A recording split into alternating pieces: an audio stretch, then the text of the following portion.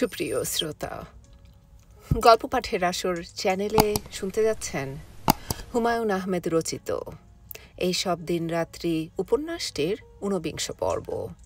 আমি ওয়ারা করিম, সাথে থাকুন। আগামীকাল শারমিনের গায়ে হলুদ। শারমিন আয়নার সামনে অনেকক্ষণ ধরেই বসে আছে। আয়নায় নিজেকে চেনা যাচ্ছে না।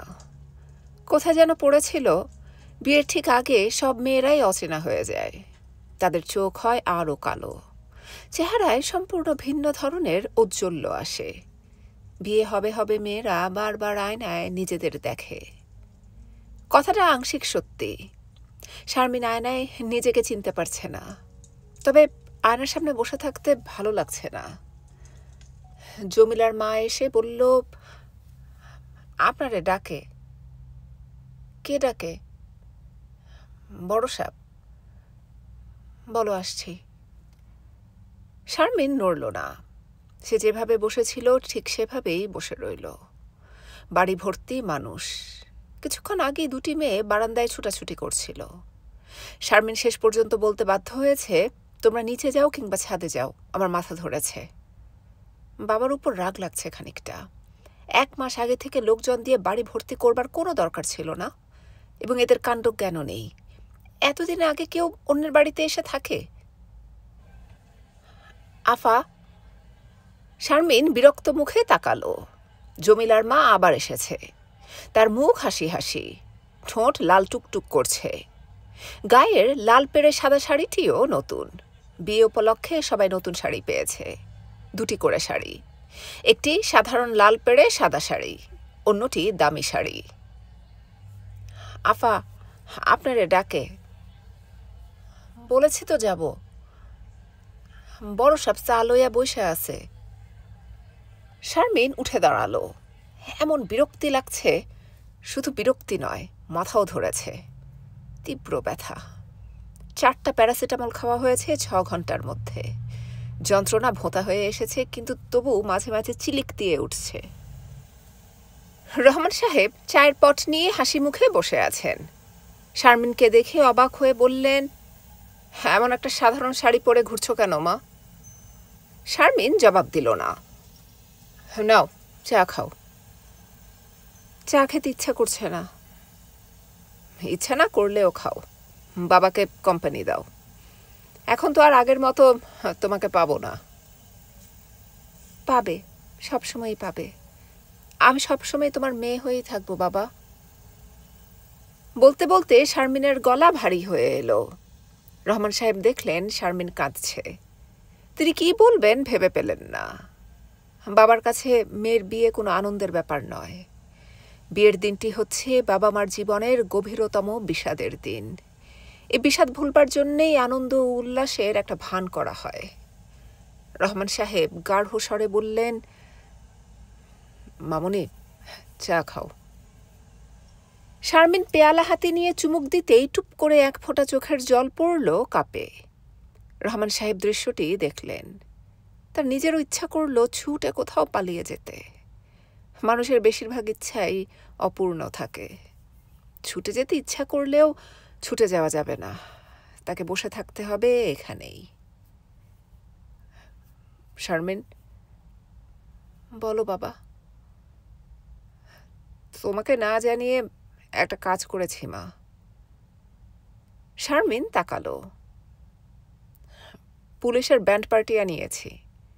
গ্রাম থেকে অনেকেই এসেছে, ওরা খুশি হবে। ব্যান্ড পার্টির অনেক কায়দা কানুন আছে তো। একজন ব্যান্ড মাস্টার লাগে।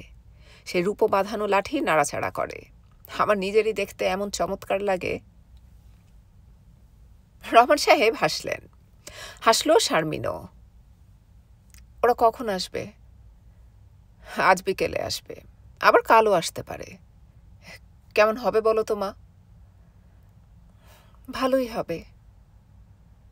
মোতাব্বের সাহেব বলছিলেন ব্যান্ড না এনে সানাইয়ের ব্যবস্থা করতে। একটা স্টেজের মতো থাকবে, সেখানে বসে বসে সানাই বাজবে। কাউকে সেরকম পাওয়া গেল না।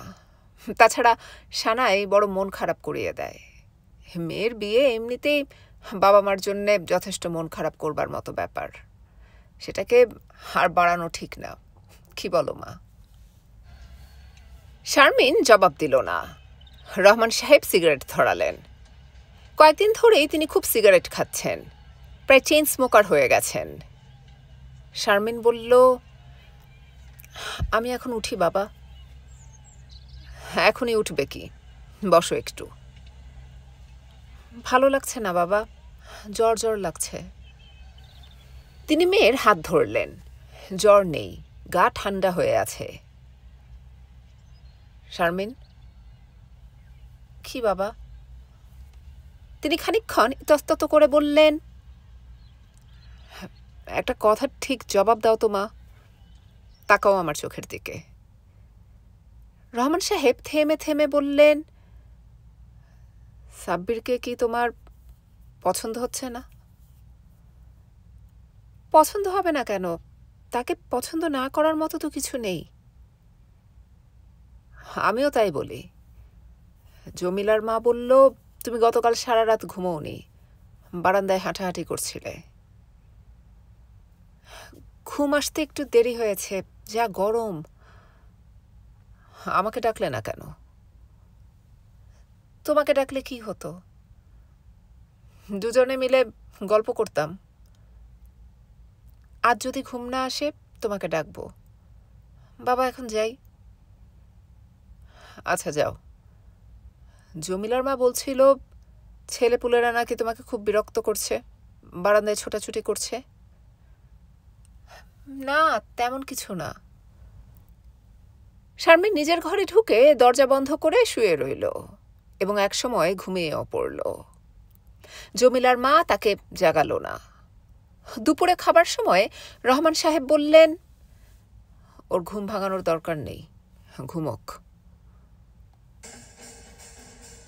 পুলিশের ব্যান্ড পার্টি চলে এলো ৩টায়। শারমিনের ঘুম ভাঙল ব্যান্ডের শব্দে। তারা বাজাচ্ছে আনন্দের গান, উৎসবের গান। তবু কেন যে বারবার চোখ ভিজে উঠছে, কেন বারবার মনে হচ্ছে চারপাশ অসম্ভব ফাঁকা, কোথাও কেউ নেই। কেন এত কষ্ট হচ্ছে?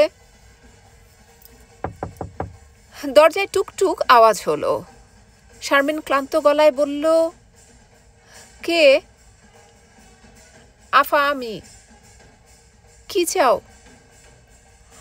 আপনার সাথে দেখা করতে আইছে। কে?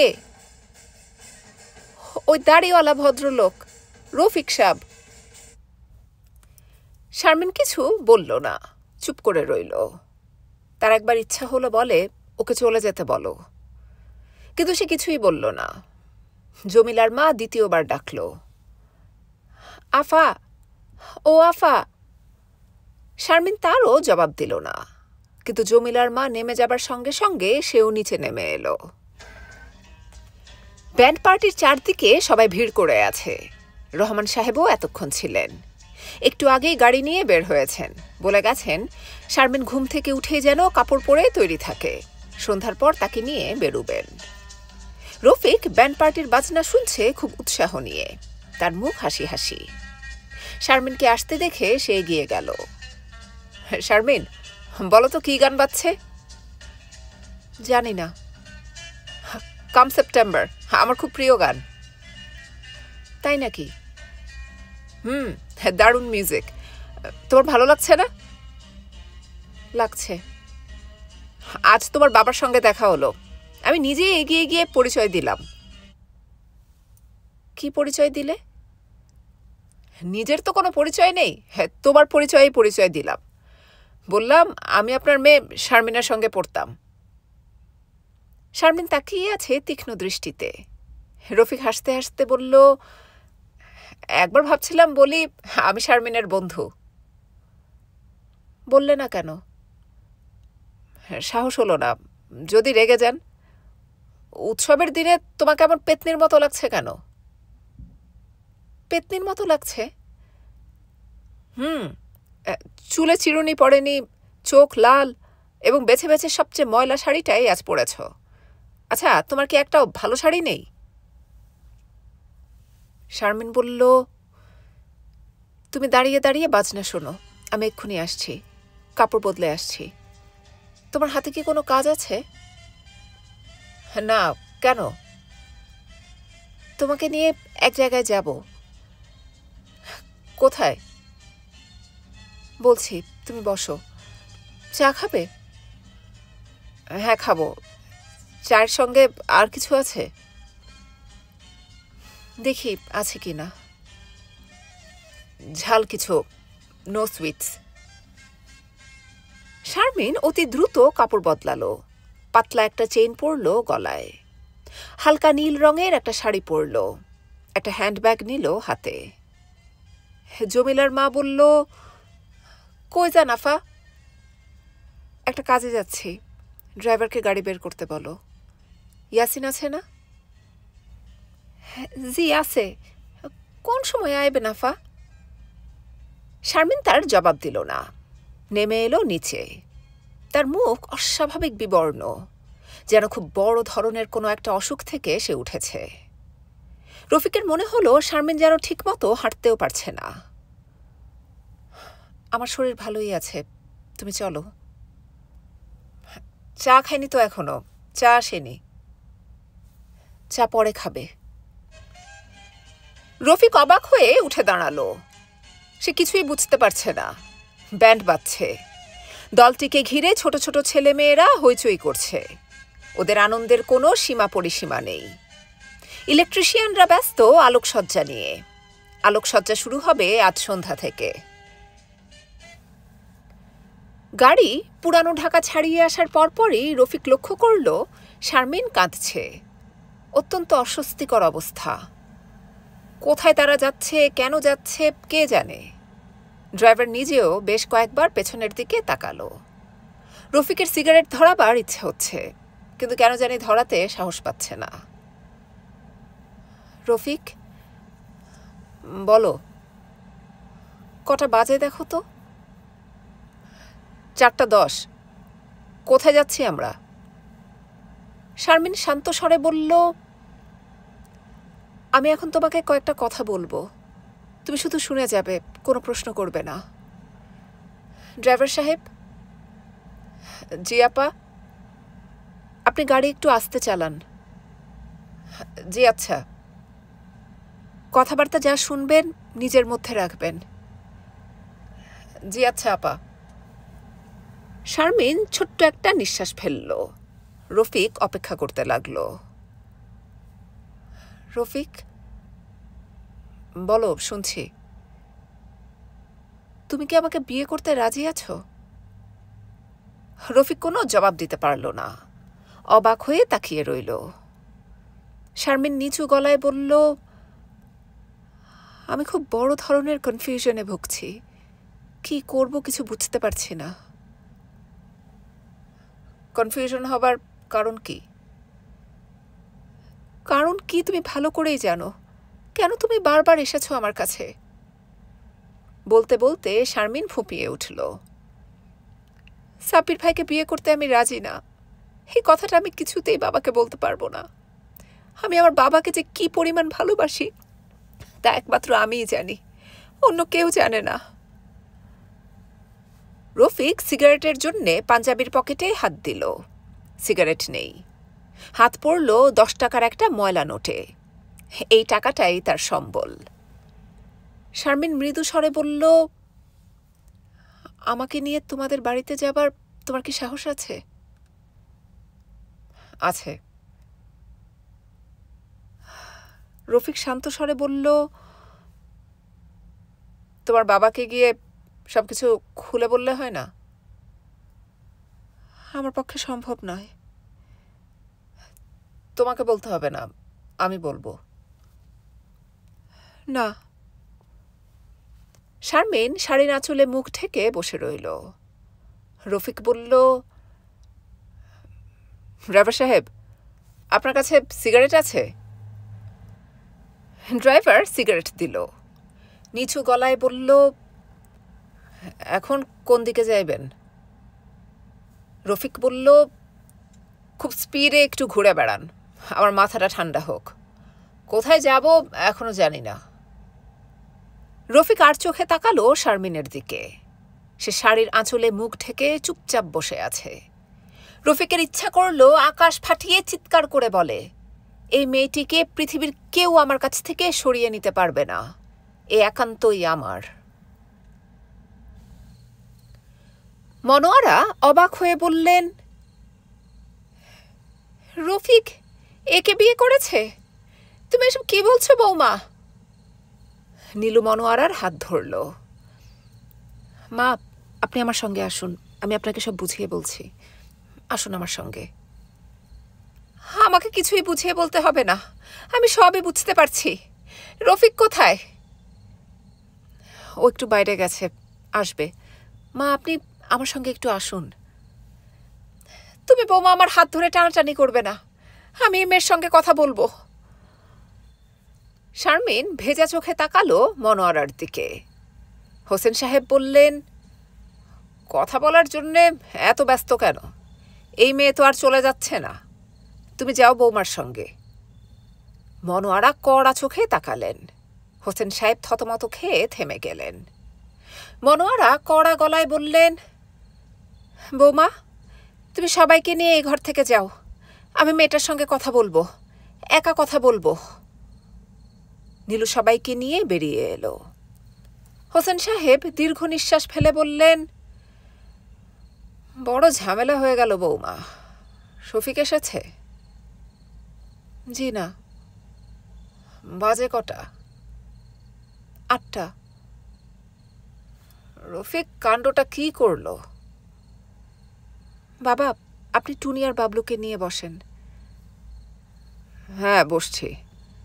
তুমি যাও, তোমার শাশুড়ির কাছে গিয়ে দেখো কিছু করা যায় কি না। মেয়েটার জন্যে বড় মায়া লাগছে। হোসেন সাহেব টুনি এবং বাবলুকে নিয়ে বারান্দায় চলে গেলেন। শাহানা শুকনো মুখে দাঁড়িয়ে আছে। সে ফিসফিস করে বলল, কি হবে ভাবি? কিছুই হবে না। কি আবার হবে? মা যে কি করছেন তুমি লক্ষ্য করেছো ভাবি? মা রাগে কাঁপছিলেন। রফিক ভাই আবার কোথায় গেল?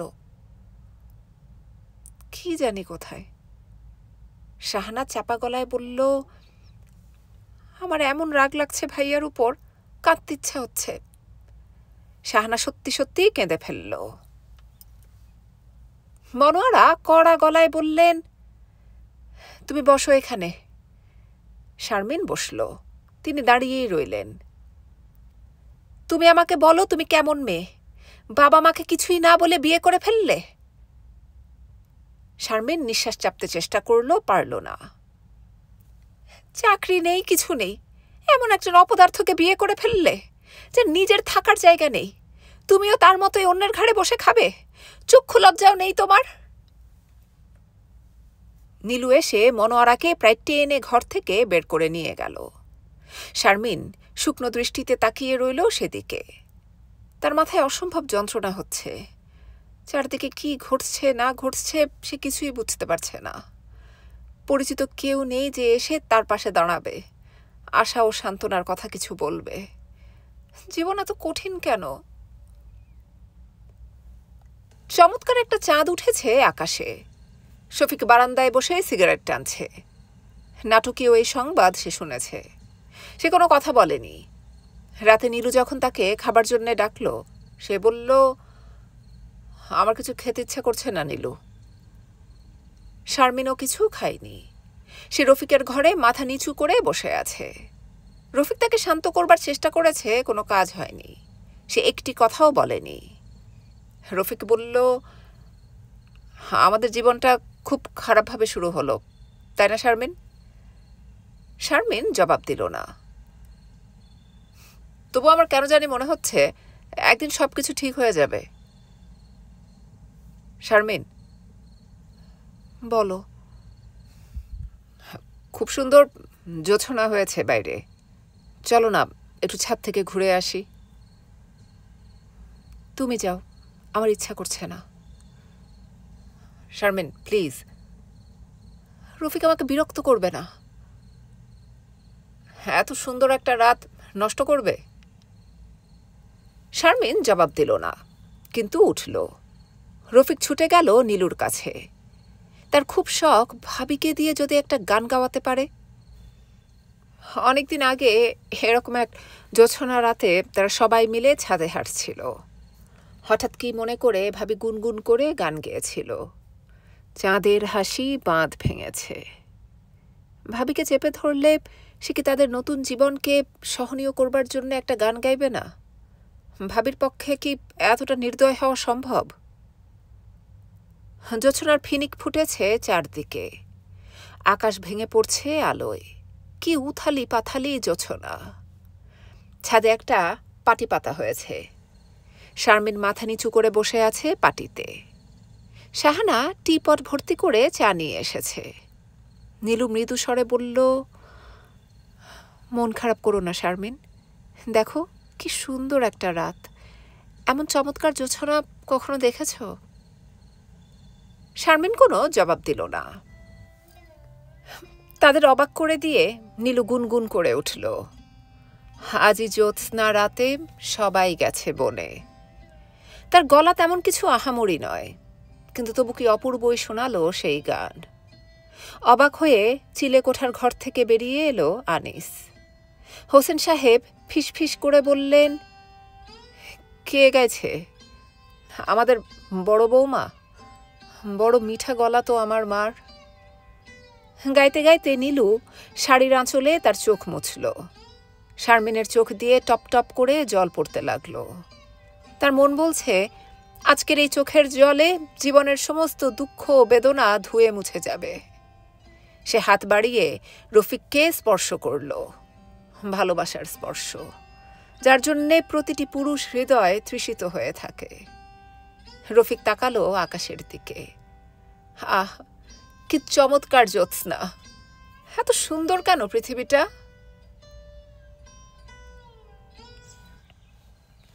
আজ একটা অদ্ভুত কাণ্ড ঘটেছে। হোসেন সাহেবের কাছে এক রোগী এসে উপস্থিত।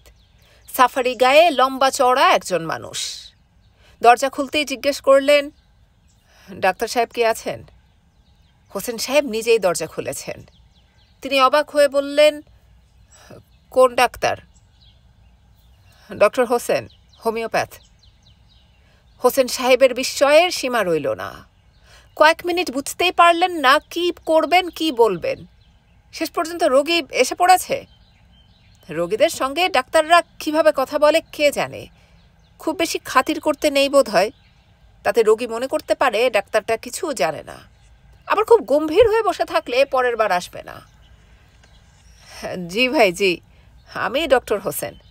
বসুন, আরাম করে বসুন, চায়ের কথা বলে আসি। না না, চা লাগবে না।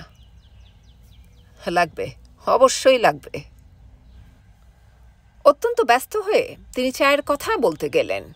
ফিরে এলেন হোমিওপ্যাথির বাক্স নিয়ে। স্টেথোস্কোপ একটা কেনা দরকার, থার্মোমিটারটা নষ্ট, টুনি ভেঙেছে, এইসব যন্ত্রপাতি এখন দরকার। প্রেশার মাপার ওই জিনিসও কিনতে হবে। অসুখটা কি বলুন ভাই? আমার কিছু না, আমার স্ত্রীর গলায় মাছের কাঁটা বিঁধেছে। সে বলল হোমিওপ্যাথিতে নাকি এর ওষুধ আছে। আপনার সাইনবোর্ড দেখে ভাবলাম। ভালো করেছেন, খুব ভালো করেছেন। এক্ষুনি ওষুধ দিয়ে দিচ্ছি, কোনো অসুবিধা নেই। মাছের কাঁটা পালাবার পথ পাবে না। কি মাছ? কই মাছ। ও আচ্ছা, কই মাছ। ছোট কই না বড় কই? ভদ্রলোক বিস্মিত হয়ে বললেন, এসবও কি ওষুধ দিতে লাগে? হ্যাঁ লাগে। হোমিওপ্যাথি খুবই জটিল চিকিৎসা। মনে হয় সোজা, সোজা মোটেই না। ভদ্রলোক ওষুধ নিয়ে যাবার সময় ওষুধের দাম এবং ভিজিট বাবদ দুটি চকচকে 5 টাকার নোট দিয়ে গেলেন। বিস্ময়ের উপর বিস্ময়। হোসেন সাহেব হড়বড় করে বললেন, গলার কাঁটাটা গেল কি না একটু খবর দিয়ে যাবেন, না গেলে কড়া ডোজের আরেকটা ওষুধ দেব। হোসেন সাহেব লক্ষ্য করলেন, জীবনের প্রথম বেতন পেয়ে যেমন আনন্দ হয়েছিল, আজ তার চেয়েও অনেক বেশি আনন্দ হচ্ছে। চেঁচিয়ে সবাইকে বলতে ইচ্ছা হচ্ছে, কিন্তু মুশকিল হলো বাসায় কেউ নেই। বড় বৌমা অফিসে, ফিরতে ফিরতে সন্ধ্যা। শাহানা গেছে তার কোন বান্ধবীর বাড়ি। ছোট বৌমা এবং রফিকও নেই। হোসেন সাহেব নোট দুটি হাতে নিয়ে রান্নাঘরে ঢুকলেন। মনোয়ারার মেজাজ খারাপ, আজ অন্য দিনের চেয়েও খারাপ। দাঁতের ব্যথা শুরু হয়েছে। রান্না করতে গিয়ে জেনেছেন ঘরে লবণ নেই। রহিমার মাকে লবণ আনতে পাঠিয়ে তিনি রান্নাঘরে বসে আছেন। হোসেন সাহেবকে ঢুকতে দেখে চট করে জ্বলে উঠলেন। এখানে কি চাও? না, কিছু চাই না। যাও, রান্নাঘর থেকে যাও। পুরুষ মানুষকে রান্নাঘরে দেখলেই আমার মাথায় রক্ত উঠে যায়। হোসেন সাহেব ক্ষীণ স্বরে বললেন, মাথায় রক্ত তো তোমার উঠেই আছে, নতুন করে আর কি উঠবে? বলেই তিনি অপেক্ষা করলেন না, অত্যন্ত দ্রুত বসার ঘরে চলে এলেন। এরকম একটা সুসংবাদ কাউকে দিতে না পারার কষ্টে তার মন খারাপ হয়ে গেল। অবশ্য বাড়িওয়ালার বাসা থেকে বৌমার অফিসে টেলিফোন করা যায়, সেটাই বোধহয় সবচেয়ে নিরাপদ। বিনা মেয়েটি বড় ভালো, দেখতে পেয়েই বলল, টেলিফোন করতে এসেছেন তাই না চাচা? হ্যাঁ, কি করে বুঝলে? আপনি যখন লজ্জা লজ্জা মুখে আসেন তখনই বুঝতে পারি। বিনা হাসতে লাগল। হোসেন সাহেব গলা নিচু করে বললেন, আমার এখন একটা টেলিফোন নিতে হবে। রোগী টোগী আসছে, ওরা খোঁজ খবর করে। কিসের রোগী? হোসেন সাহেব বিস্মিত হয়ে বললেন, হোমিওপ্যাথি করছি তো, জানো না তুমি?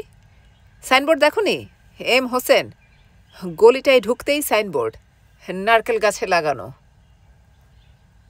টেলিফোনে নীলুকে পাওয়া গেল। নীলু উদ্বিগ্ন স্বরে বলল, কোনো খারাপ খবর নাকি বাবা? না না, খবর সব ভালো, এমনি টেলিফোন করলাম। তুমি ভালো আছো তো মা? জি ভালো। কাজের চাপ খুব বেশি নাকি? না, খুব বেশি না। আসার পথে একটা থার্মোমিটার নিয়ে এসো তো। থার্মোমিটার ছাড়া বড্ড অসুবিধা হচ্ছে। রোগী আসতে শুরু করেছে। আজ একজন এসে 20 টাকা ভিজিট দিল। 20 টাকা ভিজিট? বলেন কি বাবা? না মানে 20 টাকা দিতে চেয়েছিল, আমি 10 টাকা রাখলাম। এর চেয়ে বেশি রাখলে জুলুম হয়ে যায়। কি বলো মা? হ্যাঁ, তা তো হয়ই। ডাক্তার হয়েছে বলে তো রোগীর চামড়া খুলে নিতে পারি না। কি বলো মা? জি, তা তো ঠিকই। আর শোনো মা, ওই সাইনবোর্ডটা বদলে একটা বড় সাইনবোর্ড করাতে হবে। এত ছোট যে অনেকের চোখে পড়ে না। বিনা তো দেখেইনি। হ্যাঁ, তা তো করাতেই হবে। হোসেন সাহেব প্রায় 15 মিনিট কথা বললেন। বিনা এর মধ্যে চা এবং জেলি মাখানো টোস্ট বিস্কিট এনে দিয়ে গেছে। চা খেতে খেতে বিনার সঙ্গেও ভবিষ্যৎ পরিকল্পনা নিয়ে অনেক কথা বললেন। হোমিওপ্যাথি জিনিসটা যে অসম্ভব জটিল সেটা জলের মতো বুঝিয়ে দিলেন। পাওয়ার 20 এবং পাওয়ার 200-র মধ্যে কি পার্থক্য তাও বললেন। তার আজ বড় আনন্দ হচ্ছে। এই আনন্দ পৃথিবীর সবার সঙ্গে ভাগ করে নিতে পারলে ভালো হতো, তা করা যাচ্ছে না। হাতের কাছে যে কজনকে পাওয়া যাচ্ছে তাদেরকেই আপাতত বলা যাক। তিনি সারা দুপুর ভাবলেন, প্রথম রোজগারের টাকাটা দিয়ে কি করবেন। সবাইকে কিছু একটা কিনে দিতে পারলে ভালো হতো। সেটা বোধহয় সম্ভব না। তবু বিকেলে একবার নিউ মার্কেটে গিয়ে দেখা যেতে পারে। তিনি সাধারণত দুপুরে খানিকটা ঘুমান। আজ মানসিক উত্তেজনায় ঘুমোতেও পারলেন না। শুয়ে শুয়ে বিকাল পর্যন্ত হোমিওপ্যাথির বইয়ের লক্ষণ বিচার চ্যাপ্টারটা 2 বার পড়লেন। সন্ধ্যাবেলা নিউ মার্কেট থেকে সবার জন্য একটা করে কাঠ পেন্সিল নিয়ে এলেন। মনোয়ারা তিক্ত গলায় বললেন, পেন্সিল দিয়ে আমি কি করব? লিখবে, আর কি করবে? লেখালেখির কোন কাজটা আমি করি? বেশ তো, লিখতে না চাও, কান চুলকাবে। মনোয়ারা রান্নাঘরে ঢুকে দেখলেন ঠিক তার মতো একটা পেন্সিল রহিমার মাও পেয়েছে। সে বটিতে তার পেন্সিলটি চাঁচতে চেষ্টা করছে। হোসেন সাহেব অনেক রাত পর্যন্ত বসার ঘরেই বসে রইলেন। ওই ভদ্রলোক যদি খবর দিতে আসেন সেটা শোনা দরকার। ওষুধ দিয়ে কর্তব্য শেষ, এরকম ডাক্তার তিনি হতে চান না। শাহানা এক মনে কি একটা বই পড়ছে। এত মনোযোগ দিয়ে যখন পড়ছে নিশ্চয়ই গল্পের বই। মাঝে মাঝে আবার চোখ মুছছে। চোখ মোছার দৃশ্যগুলি দেখতে হোসেন সাহেবের বড় ভালো লাগছে। এত সুন্দর হয়েছে মেয়েটা, মনেই হয় না তাঁর মেয়ে। যেন অচিন দেশের কোনো এক রাজকন্যা পথ ভুলে এ বাড়িতে এসে পড়েছে। টাঙ্গাইলের সাধারণ একটি সুতির শাড়ি পরে বসে আছে তার সামনে, আবার যেন কিছুক্ষণ পরেই চলে যাবে। ও শাহানা। কি বাবা, এত মন দিয়ে কি পড়ছিস? গল্পের বই? বই পড়তে পড়তে কেউ এত কাঁদে? গল্পটা কি রে? শাহানা বই থেকে মুখ না তুলেই বলল,